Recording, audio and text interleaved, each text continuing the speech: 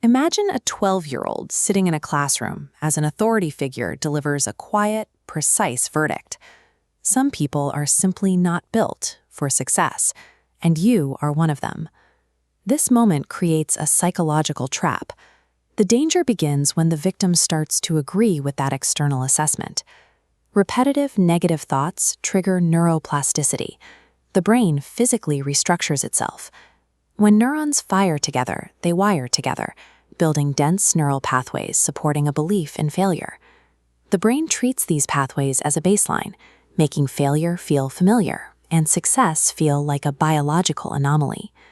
A brain wired for surrender represents a greater threat to potential than a lack of capital or talent. You can see the progression: dropping out of school, sleeping on a friend's couch, and launching 5 failing businesses.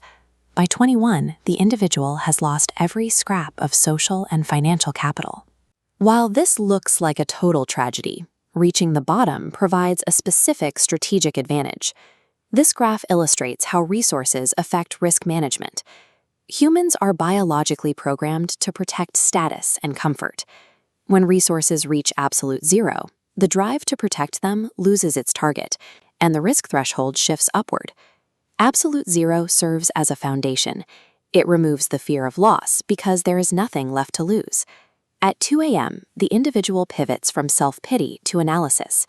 They begin treating their life history as raw data, looking for the objective reasons behind the repeated failures.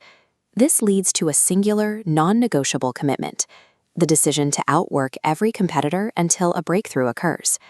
Choosing a non-negotiable path reallocates cognitive energy. By removing the option to quit, the brain stops expending calories on internal excuses. This energy is redirected towards solving the problem, making the mind more efficient at identifying opportunities previously hidden by anxiety. Commitment functions as a manual biological constraint placed on the mind to ensure focus. The reticular activating system, or RAS, acts as the brain's data filter. It decides which pieces of information reach the conscious mind and which are discarded.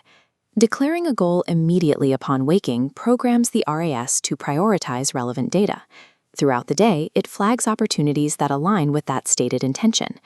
This is coupled with the strategy of completing one difficult, uncomfortable task in the first few minutes of the morning. For example, Navy SEALs use box breathing to manage their physiological stress.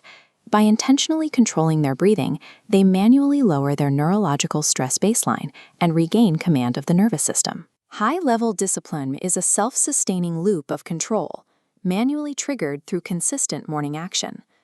A 1% daily improvement results in a 37-fold increase in capability over a year. The compound effect turns minor adjustments into exponential growth. This relies on treating failure as an emotionless data point. It provides the feedback necessary for course correction without affecting personal identity. Thomas Edison embodied this perspective. He famously stated that he hadn't failed, but had successfully identified 10,000 ways that didn't work. Nelson Mandela spent 27 years in confinement. He proves that external conditions cannot break human resolve if the individual refuses to internalize them. Quitting is the decision that turns a temporary data point into a permanent conclusion. These neurological mechanisms are part of the standard blueprint for every human nervous system. Variables like age, past mistakes, or lack of connections do not alter the underlying biological potential. The challenge is to identify a single goal, remove the option to quit, and execute it daily for 90 days to force the brain to rewire.